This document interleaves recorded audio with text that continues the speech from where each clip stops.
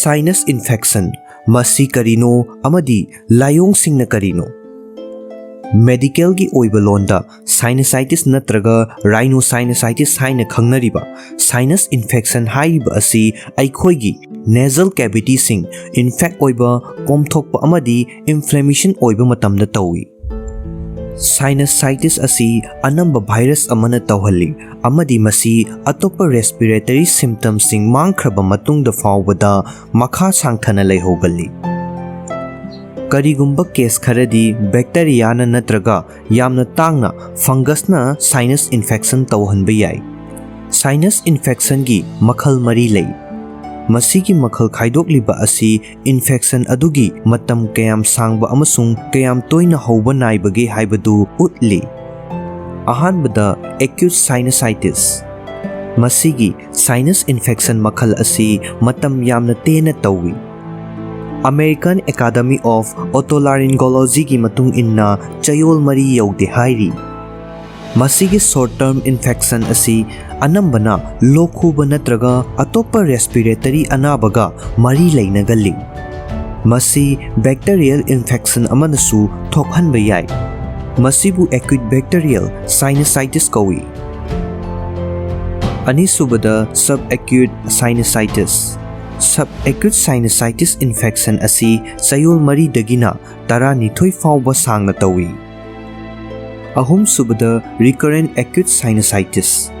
Acute sinus infection na chahi amagi manungda infection hanjin mari rak natraga mari dagi hena tauraga ataubu khudingi numit taret ni natraga taret ni dagi sangthana taurabadi adubu recurrent acute sinusitis kaubani. Mari subada chronic sinusitis. Chronic sinus infection sing asidi chayol tara nithoi dagi sangthana tawi natraga hanjin ahuba nai. Sinus infection gi symptom kaya di acute amasung chronic makhal animakta iman manai. Isada sinus infection ama lairagadi doctor da yengthoktuna madubu thokhalliba maram adu thidoktuna layeng thokpana khwaidagi hena phai. Sinus infection gi symptom sing khangminasi. Sinusitis layong sing asi anamba matamda lok thungbaga managalli. Viral sinusitis ki maru oiba layong sing gi manungda maida naba natraga pressure leiba, natondagi machum taba, naton funba asina chingba sing yawi. Acute bacterial sinus infection sing gi oina hairiba symptom sing asi yamdrabada numit tarani fawbada fagallakpa naidana adum mayokna duna lay. Natraga fagallakpa maluraba matungda numit tarani gi manungda henjillai. Masigumba fibam asidi ENT doctor amaga tanaraga diagnose tawduna layengba maru oi. Daibakta natongi nakal animakta chuba mathak thangbada amadi yada mid anigi karakta chaina khol phawba yai. Masina koksa siklakpa yai. Sinus infection na thokhanba kok chikpa asi sinus singna lairiba mafamda natraga atopa mafam singda oiba yai. Pressure laibana maram oiraga maida thengbadasu naba fawba yai.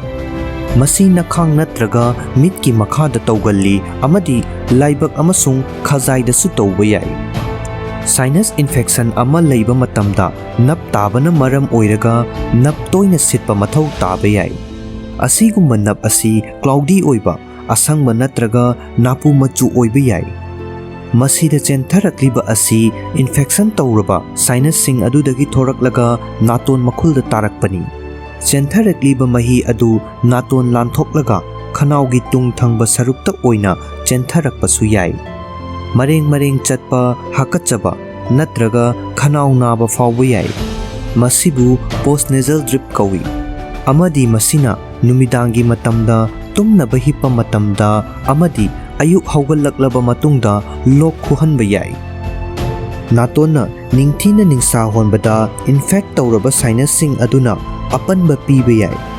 Infection aduna sinus sing amadi naton makhulgi lambibu pomthokhalli amadi ifun funba ama fawhallakpa yai. Naton manungda pongkhattuna funba asina maram oiraga manam natraga mahau ningthina khangba ngamdaba yai. Wa ngangba matamda naton funbagi khonjel manbasu yai. साइनससिंगना लेप्तना pressure लैबा अमदी पोमथोकपना इसादा कोक चिकहनबा याय। साइनसता नाबा अदुना ना चिकपा अमसुंग या चुबा अमदी खजाइदसु नाहनबा याय। साइनस हेडेकसिंग अयुक्की मतमदा ख्वाइदगी फिबम सोई मरमदी नुमिदांग चुप्पा महीगी सरुकसिंग पाइखत्तुना लैबननी। इसागी अकोइबगी एटमॉस्फेरिक प्रेशरदा इखंग खंगौदना अहोंगबा लाकपा मतमदा नत्रगा इसागी कोकी पोजिशन होंगबा मतमदसु कोक चिकपगी चांग हेंजिल्लकपा याय। साइनससिंगदगी तारकपा महीसिंग अदुना खनाउगी मनिंग थंगबा सरुकता चेंथरकपना मरु ओइना थौंग असी मतम सांगलकलबा मतमदा खनाउदा मरेंग मरेंग चटपा हैनदबा फाहलकपा याय। मसीना यामना नुंगाइतबा मवोंगदा लेप्तना लोक खुजलकपा याय। मसी तुमनबा हिपथरकपा मतमदा नत्रगा अयुक्की इहान हानबा फमुंगदगी कुमथरकपा मतमदा हेंजिल्लकपा याय। मसीना मरम ओइरगा तुम्बा याहंदबसु थोकहनबा याय। कोकना वांखतलगा तुम्बना लोक खुबगी चांग अमदी साथीबगी चांग हंथहनबदा मतेंग पांगबा ngamba याय। पोस्टनेजल ड्रिपना खनाउबु नाबा अमसुंग चिकपा तौहनबा याय। मसी अहानबा ओइना मरेंग मरेंग चटपा ओइना हौरकलबसु असुम हेंजलकपा याय।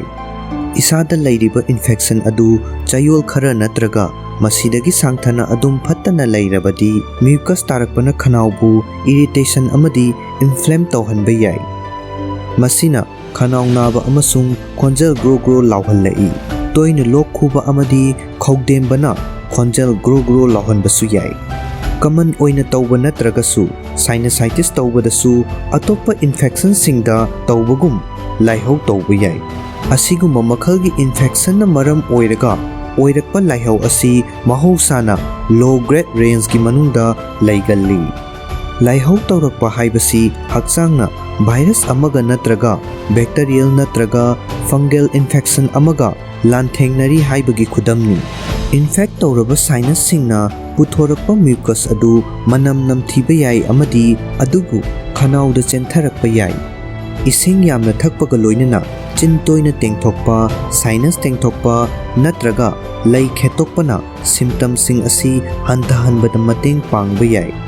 ओवर द काउंटर हिदाकसिंग नेजल डाइजेशन स्प्रे अमा खुदम ओइना ऑक्सीमेटाजोलिन सिजिन्नबना अतेनबा मतमदा साइनस इन्फेक्शन की सिम्पटम्सिंगदगी वथाहनबदा मतेंग पांगबा ngami। अदुबु मसी सिजिन्नबदा नुमित हुमनीदगी हेलोइदबनी। मसीदगी सांगथना सिजिन्नबना नेजल इन्फेक्शन दा रिबाउंड इफेक्ट अमा लाकपा याय। साइनस इन्फेक्शन ट्रीट तौनबा नेजल स्प्रे सिजिन्नबा मतमदा निंगसिंगदबदी मसी मतम सांगना सिजिन्नबना सिम्पटम्सिंग अदु हेंजिल्लकपा याय हाइबा असिनी। करिगुम्बा स्टेरॉइड नेजल स्प्रे अमा खुदम ओइना फ्लूटिकेशन ट्राइमसिनोलोन नत्रगा मोमेटासोन सिजिन्नबना मतम सांगना सिजिन्नबगी रिबाउंड सिम्पटम्सिंग रिक्स अदु लेहंदना नेजल कंजेशन की सिम्पटम्सिंग दा कानहनबा याय। एंटीस्टामिन अमदी डाइजेस्टिन सिंग यावबा ओवर द काउंटर हिदाक सिंगना साइनस इन्फेक्शन सिंग मरु ओइना एलर्जी सु तौबा मियोय सिंगदा कानबा पीबा याय। असिगुम्बा मखलगी हिदाक सिंगी मनुंगदा पॉपुलर ओइबा सिंगदी अहानबदा सुडाफेट, अनीसुबदा सेट्रिजाइन, अहुम सुबदा फेक्सोफेनेडिन असिना सिंगबा सिंग फनबा याय। डाइजेस्टिन सिंग असि महौसाना हाई ब्लड प्रेशर प्रोस्टेट की इशू सिंग ग्लूकोमा तुम्बा यादबगी खुदोंग चादबा लैबा मियोय सिंगीदमक्तदी रिकमेंड तौनदे। हाइरिबा हिदाक लांथकसिंग असि सिजिन्नद्रिङै ममांगदा हिदाकसिंग अदु इसागी ओइना ख्वाइदगी चानरबरा पक्नरबरा खंगनबगीदमक डॉक्टर अमदा तानागदबनी। नेजल इरिगेशन हाइबदी नातोल मखुल तेंथोकपा। नेजल इरिगेशन तौबा हाइबसी नातोल मखुल सिंगबु स्टेरल वाटर सिजिन्नदुना नत्रगा नेजल सोल्यूशन अमा सिजिन्नदुना तेंथोकपनी। कुमजा लिसिंग अनि मापनगी रिव्यू अमना chronic rhinosinusitis, allergic rhinostic अमसुंग postnasal drip की खुदोंचादबा मायोंगनबा मियोयसिंगदा nasal irrigation की कानबसिंगी मतंगदा उतख्रे। acute sinusitis लैबा मियोयसिंगी ओइनसु nasal irrigation ना मतेंग पांगबा ngamba याय। nasal irrigation की दमक tap water सिजिन्नबा तारगदी इसिंग अदु सौहल्लबा मतुंगदा इंथहल्लबा मतुंगदा सिजिन्नबा नत्रगा वाटर फिल्ट्रेशन सिस्टम अमा सिजिन्ननबा डॉक्टर सिंगदा रिकमेंड तौई। ꯑꯇꯣꯞꯄ ꯑꯣꯞꯁꯟꯁꯤꯡ ꯑꯣꯏꯅ ꯗꯤꯁꯇꯤꯜ ꯋꯥꯇꯔ ꯂꯩꯔꯨꯕ ꯅꯠꯇ꯭ꯔꯒ ꯑꯣꯚꯔ ꯗ ꯀꯥꯎꯟꯇꯔ ꯄ꯭ꯔꯤꯃꯤꯛꯁ ꯁꯣꯂꯨꯁꯟꯁꯤꯡ ꯁꯤꯖꯤꯟꯅꯕ ꯌꯥꯏ꯫ ꯁꯦꯟꯇꯔ ꯐꯣꯔ ꯗꯤꯖꯤꯖ ꯀꯟꯇ꯭ꯔꯣꯜ ꯑꯦꯟड ꯄ꯭ꯔꯤꯚꯦꯟꯁꯟꯒꯤ ꯃꯇꯨꯡ ꯏꯟꯅ ꯁ꯭ꯇꯦꯔꯤꯜ ꯋꯥꯇꯔꯒꯤ ꯃꯍꯨꯠꯇ ꯐꯤꯜꯇꯔ ꯇꯧꯗꯕ ꯇꯦꯞ ꯋꯥꯇꯔ ꯑꯣꯏꯅ ꯁꯤꯖꯤꯟꯅꯕꯅ ꯈꯨꯗꯣꯡꯊꯤꯅꯤꯡꯉꯥꯏ ꯑꯣꯏꯕ ꯏꯟꯐꯦꯛꯁꯟ ꯃꯈꯜ ꯑꯃ ꯇꯧꯍꯜꯂꯛꯄ ꯌꯥꯏ ꯍꯥꯏꯔꯤ꯫ ꯅꯦꯖꯜ ꯁꯣꯂꯨꯁꯟꯁꯤꯡ ꯌꯨꯝꯗ ꯁꯦꯝꯖꯕ ꯌꯥꯏ꯫ ꯃꯁꯤꯒꯤꯗꯃꯛ ꯁꯦꯝ ꯁꯥꯔꯕ ꯂꯨꯝꯕꯨ ꯁꯥꯕ ꯁ꯭ꯇꯦꯔꯤꯜ ꯋꯥꯇꯔ ꯀꯞ ꯑꯃꯗ ꯊꯨꯝ ꯆꯥꯃꯁ ꯇꯪꯈꯥꯏ ꯑꯃꯒ ꯕꯦꯀꯤꯡ ꯁꯣꯗꯥ ꯆꯥꯃꯁ ꯇꯪꯈꯥꯏ ꯑꯃꯒ ꯌꯥꯟꯁꯤꯟꯅꯒꯅꯤ꯫ ꯑꯁꯨꯝꯅ ꯌꯥꯟꯁꯤꯟꯅꯔꯕ ꯃꯍꯤ ꯑꯗꯨ ꯅꯦꯖꯜ ꯁ꯭ꯄ꯭ꯔꯦ ꯑꯃ ꯁꯤꯖꯤꯟꯅꯗꯨꯅ ꯁ꯭ꯄ꯭ꯔꯦ ꯀꯥꯞꯁꯤꯟꯒꯅꯤ ꯅꯠꯇ꯭ꯔꯒ ꯅꯦꯇꯤ ꯄꯣꯠ ꯑꯃ ꯁꯤꯖꯤꯟꯅꯗꯨꯅ ꯅꯠꯇ꯭ꯔꯒ ꯑꯇꯣꯞꯄ ꯁꯥꯏꯅꯁ ꯔꯤꯟꯖꯤꯡ ꯁꯤꯁꯇꯦꯝ ꯑꯃ ꯁꯤꯖꯤꯟꯅꯗꯨꯅ ꯅꯥꯇꯣꯟꯗ ꯍꯩꯖꯤꯟꯒꯅꯤ꯫ ꯏꯁꯥꯅ ꯅꯦꯖꯜ ꯁ꯭ꯄ꯭ꯔꯦ ꯁꯦꯝꯗ꯭ꯔꯤꯉꯩꯒꯤ ꯃꯃꯥꯡꯗ ꯗꯣꯛꯇꯔꯗ ꯍꯥꯟꯅ ꯇꯥꯟꯅꯒꯗꯕꯅꯤ꯫ ꯂꯥꯟꯅ ꯌꯥꯟꯁꯤꯟꯅꯔꯕꯗꯤ ꯃꯗꯨꯅ ꯅꯥꯇꯣꯟꯕꯨ ꯏꯔꯤꯇꯦꯠ ꯇꯧꯍꯟꯕ ꯌꯥꯕꯒꯤ ꯑꯣꯏꯊꯣꯛꯄ ꯂꯩ꯫ ꯁꯥꯏꯅꯁꯥꯏꯇꯤꯁ ꯐꯍꯟꯅꯕ